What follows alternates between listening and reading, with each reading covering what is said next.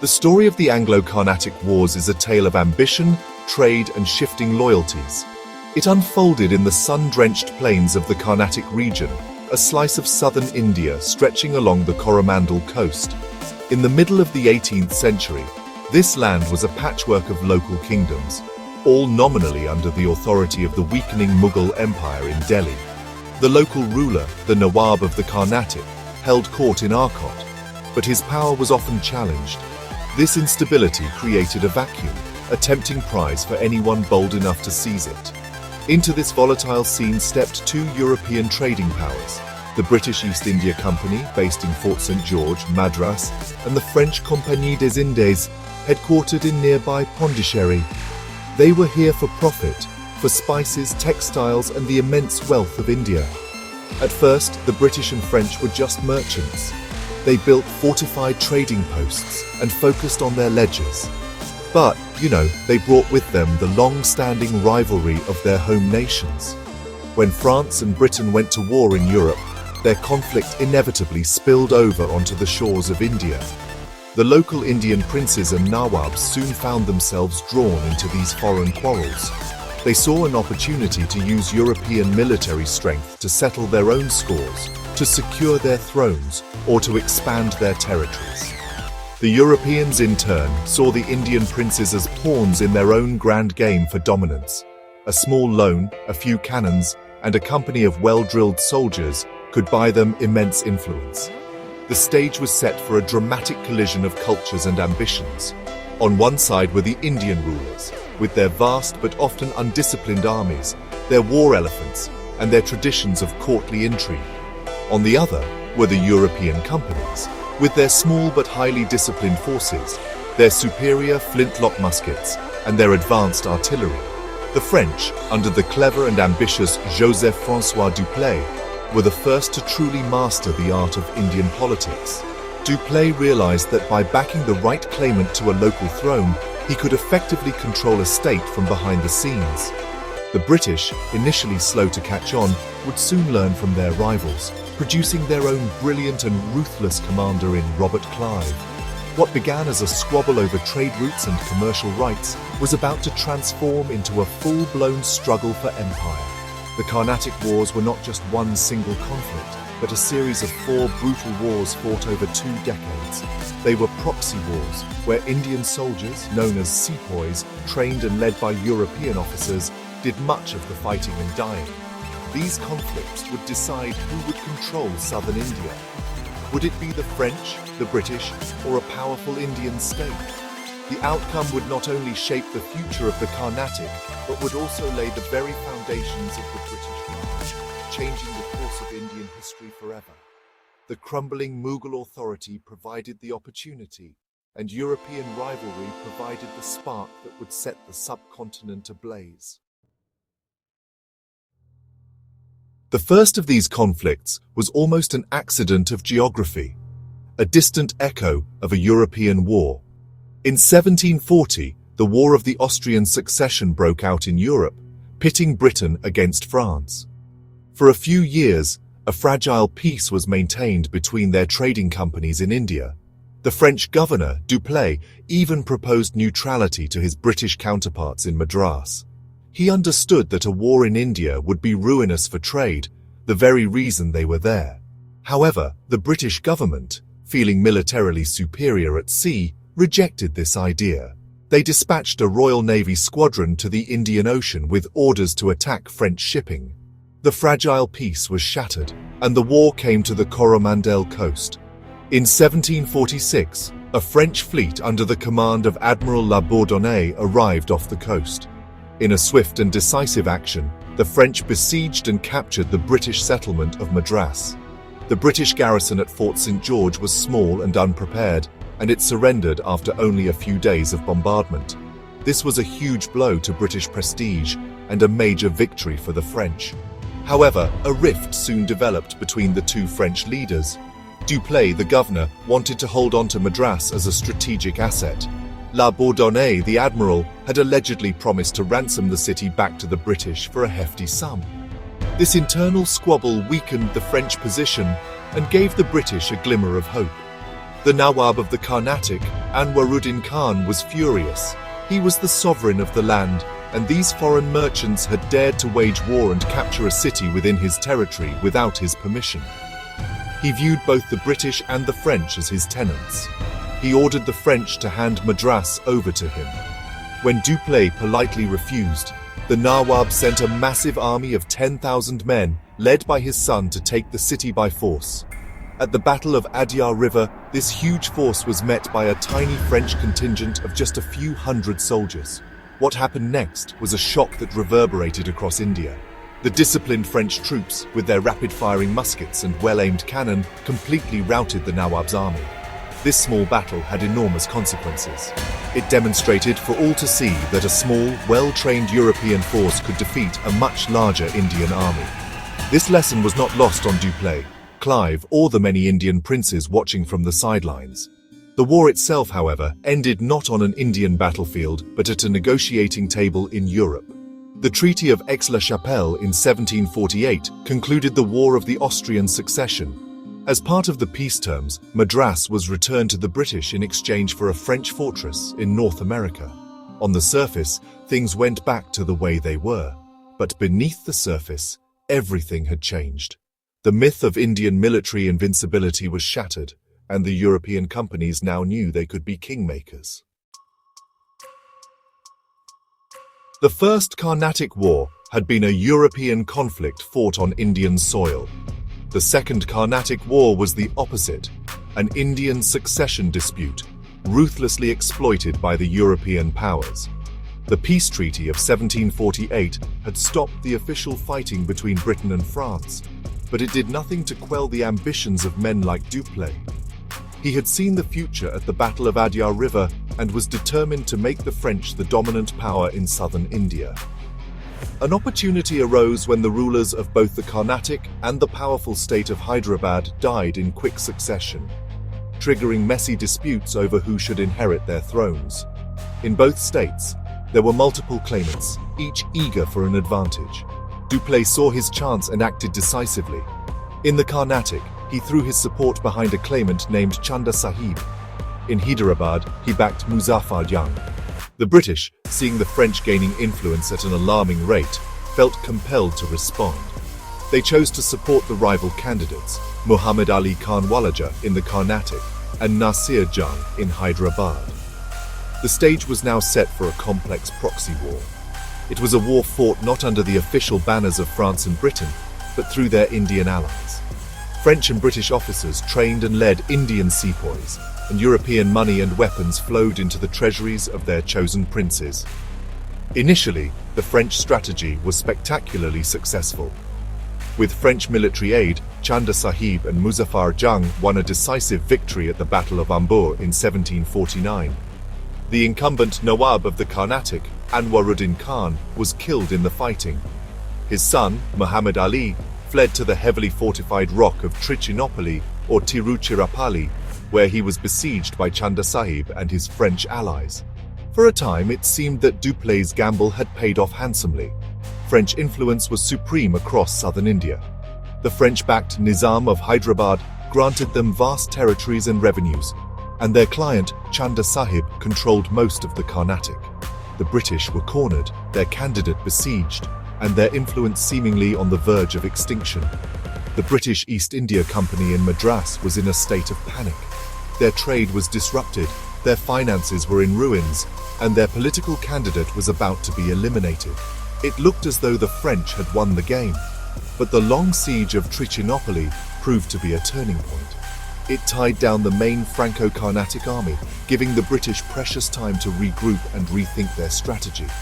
The situation called for a bold and unconventional move, something that could change the course of the war in a single stroke. It was at this desperate moment that a young, untested clerk-turned-officer in the company's service, Robert Clive, stepped forward with a daring plan. His idea would not only save the British, but would also mark his arrival as a military genius. With the British-backed Muhammad Ali trapped in Trichinopoli, the situation seemed hopeless. The French and their ally, Chanda Sahib, controlled almost the entire Carnatic. The capital city, Arcot, was in their hands.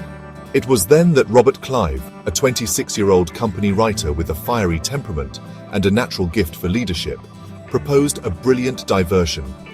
He argued that instead of trying to send a relief force to the heavily defended Trichinopoli, the British should strike at the heart of Chunda Sahib's power. They should attack Arcot itself. It was an audacious plan. Clive reasoned that Chunda Sahib would be forced to lift the siege of Trichinopoli to save his own capital. The company leadership, desperate for any solution, agreed. In August 1751, Clive marched out of Madras with a tiny force of just 200 British soldiers and 300 sepoys, along with a few small cannons. They marched for days through monsoon rains and thunderstorms. When they reached Arcot, they found the garrison, who had heard tales of the approaching force, had fled in panic without a fight. Clive and his small band of men had taken the capital of the Carnatic, but taking it was the easy part. Holding it would be the real test. As Clive had predicted, Chunda Sahib was enraged. He immediately dispatched a large portion of his army, around 10,000 men under the command of his son, Raza Sahib, to retake the city. What followed was one of the most famous sieges in Indian history. For 50 brutal days, Clive's small beleaguered force held the fort of Arcot against an overwhelming army. They endured constant cannon fire, repaired breaches in the walls under enemy attack, and fought off multiple assaults. Food and supplies dwindled, but morale, inspired by Clive's personal bravery and leadership, remained high. The story of the siege is filled with tales of heroism. It is said that the Indian sepoys, seeing the rice rations running low, offered their share to the British soldiers, saying that the water the rice was boiled in was enough for them. This act showed the remarkable bond forged between Clive and his men under the most extreme pressure. The final assault came on November 14th. Raza Sahib, having been promised by astrologers that this was an auspicious day, threw everything he had at the fort. He even sent in war elephants with iron plates on their foreheads to batter down the gates. But Clive's men stood firm. They fired their muskets with such intensity that the elephants, wounded and terrified, turned and stampeded back through their own lines, causing chaos and confusion. The infantry assault was also repulsed with heavy losses. The next morning, Clive and his men looked out over the walls to find that the enemy had vanished. The siege was broken. The victory at Arcot was a massive psychological blow to the French and Chunda Sahib, and it transformed Robert Clive into a legend. It was the turning point of the war. The third and final Carnatic War was, like the first, a direct consequence of a wider global conflict. In 1756, the 7 Years' War erupted in Europe, once again pitting Great Britain against France. This global struggle for supremacy, fought across Europe, North America, and the high seas, inevitably reignited hostilities in India. By this time, the situation had shifted significantly in Britain's favor. The East India Company, buoyed by Clive's successes in the Second War and his subsequent victory at the Battle of Plassey in Bengal in 1757, was now wealthier, more confident, and militarily more powerful than ever before. The wealth of Bengal funded their campaigns in the south. The French government, determined to reverse their fortunes, dispatched a large expeditionary force under the command of a nobleman named Comte de Lally. Lally was a brave soldier, but honestly, a poor diplomat. He was arrogant, held a deep disdain for his Indian allies, and quarreled constantly with his own French subordinates, including the experienced Marquis de Bussy-Castelnau, who had masterfully managed French interests in Hyderabad for years. Upon his arrival in 1758, Lally enjoyed some initial successes, capturing the British fort of St. David near Cuddalore.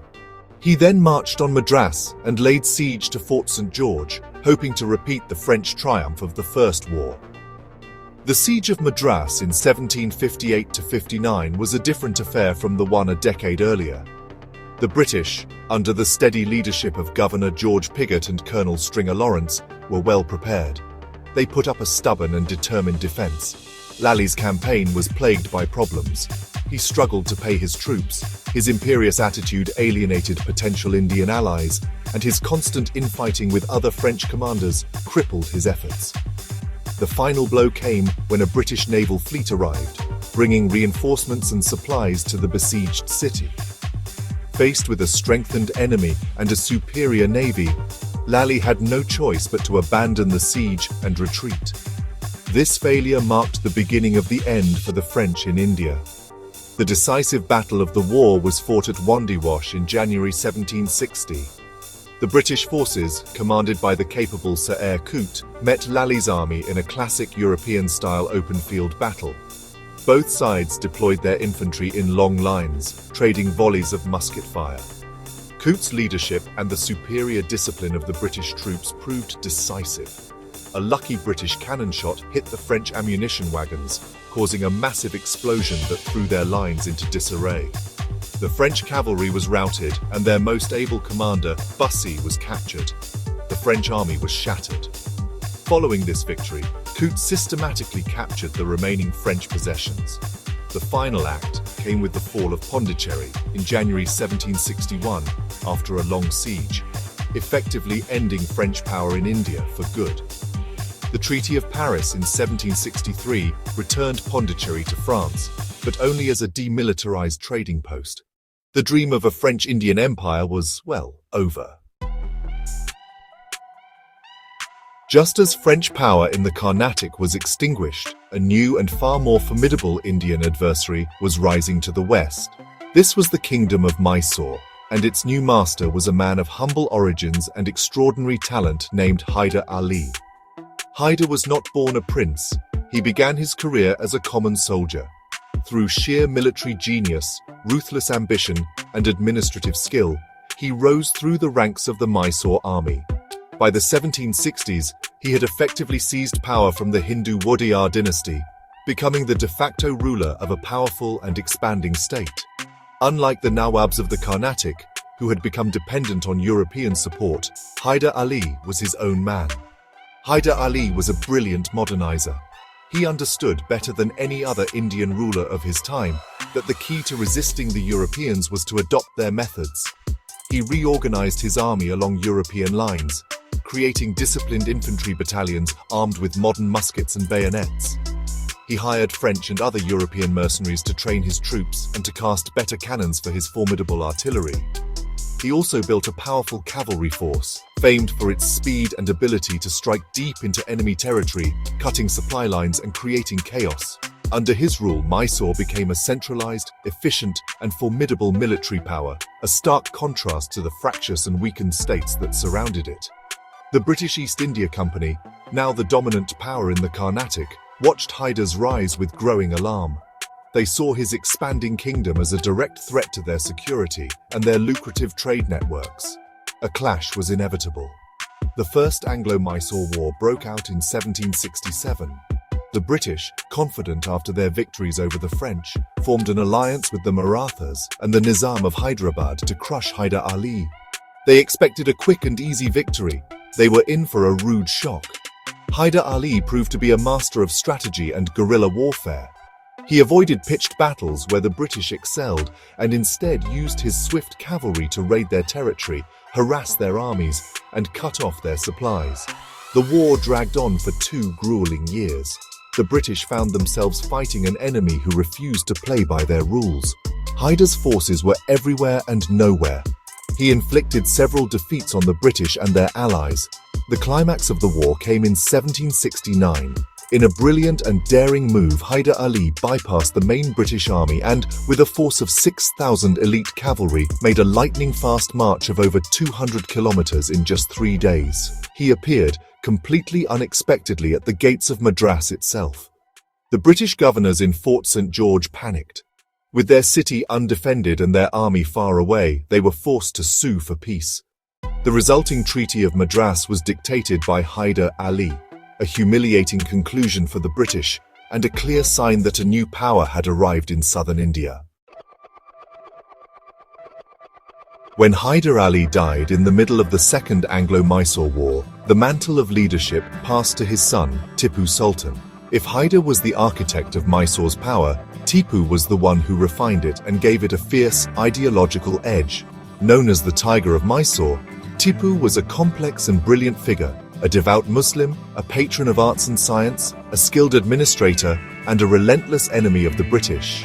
He continued his father's work of modernizing the state and the army, but he also brought a passion and intensity to the struggle that was all his own. He saw the conflict not just as a territorial dispute, but as a fight for civilization, a holy war against foreign usurpers. Tipu Sultan was a remarkable innovator, particularly in the field of military technology. He is most famous for his pioneering use of rockets.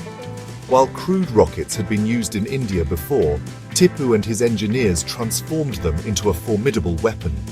They developed iron-cased rocket bodies, which allowed for higher pressure and greater range. These Mysorean rockets, some fitted with swords or blades on the end, could travel for over a kilometer. Fired in massive barrages, they were not particularly accurate, but were terrifyingly effective at disorganizing enemy infantry and cavalry, causing panic and confusion with their noise, smoke, and unpredictable trajectories. British soldiers who faced them were both terrified and impressed, and the technology was later studied and copied in Europe, forming the basis for the Congreve rocket used in the Napoleonic Wars. Beyond rockets, Tipu's fascination with technology was widespread. He established a board of admiralty to build a navy, though it never seriously challenged British sea power. He was deeply interested in French technology, particularly the advancements of the French Revolution, and even planted a liberty tree and declared himself Citizen Tipu. His administration was highly organized. He introduced a new calendar, new coinage, and new systems of weights and measures. He tried to establish state-run trading houses to break the British monopoly on trade. He understood that economic strength was just as important as military might in the long struggle against the company. Tipu's court at Seringapatam, or Srirangapatna, was a center of innovation. He had a fascination with mechanical toys, the most famous being a life-sized automaton of a tiger mauling a British soldier, which would roar and groan when a handle was turned. While a curiosity, it symbolized his deep-seated hatred for the British. He also reformed agriculture, promoted the silk industry, and built roads and fortifications. His rule was autocratic and often harsh, especially towards those he conquered, but there is no denying his vision. He was one of the very few Indian rulers who understood the full scale of the British threat, and who dedicated his entire life and the resources of his state to resisting it. The peace treaties that ended the first two Anglo-Mysore wars were merely truces. Neither side was satisfied, and both the British and Tipu Sultan prepared for the next round. The Third Anglo-Mysore War, from 1790 to 1792, was triggered when Tipu attacked Travancore, a British ally. This time, the British were better prepared. The Governor-General, Lord Cornwallis, the same general who had surrendered to the Americans at Yorktown, took personal command. He forged another grand alliance with the Marathas and the Nizam of Hyderabad, determined to crush Tipu once and for all. The war was a massive, grinding campaign that saw British forces advance deep into Mysore. Despite fierce resistance from Tipu's forces, Cornwallis's massive, well-supplied army eventually besieged the capital, Seringapatam. Facing certain defeat, Tipu was forced to accept a humiliating peace treaty in 1792. The terms were crushing. He had to give up half of his kingdom, with the territories being divided among the British and their allies. He was also forced to pay an enormous indemnity, and in a particularly cruel blow, had to hand over two of his young sons as hostages to the British until the payment was complete.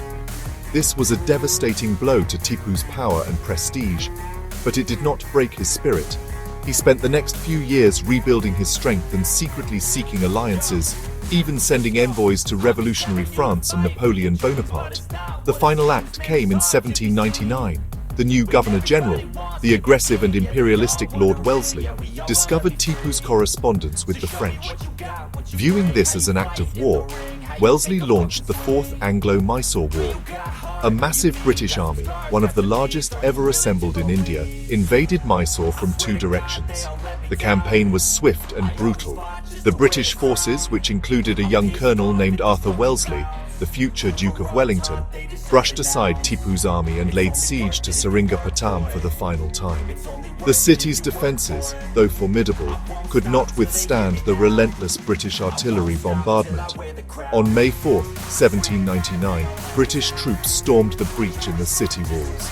The fighting was savage and desperate, moving through the streets and alleyways of the capital. Tipu Sultan, refusing to flee or surrender, fought alongside his men to the very end. He was killed in the chaos at the Watergate, his body later found under a pile of the dead and wounded. With his death, the war was over. The British plundered the city, seizing Tipu's immense treasury, his library, and his famous tiger automaton. The Kingdom of Mysore ceased to exist as an independent power. The British restored the old Wadiyar dynasty to the throne, but only as puppet rulers of a much smaller state, effectively under British control. The Tiger of Mysore was dead, and with him died the most serious challenge to British supremacy in southern India. The series of wars that raged across the Carnatic and Mysore for over half a century fundamentally reshaped the political map of India. They began as a commercial rivalry between two European companies and ended with the British East India Company standing as the undisputed master of southern India. The French dream of an Indian empire was shattered at Wandiwash, leaving them with only a few small, politically insignificant trading posts.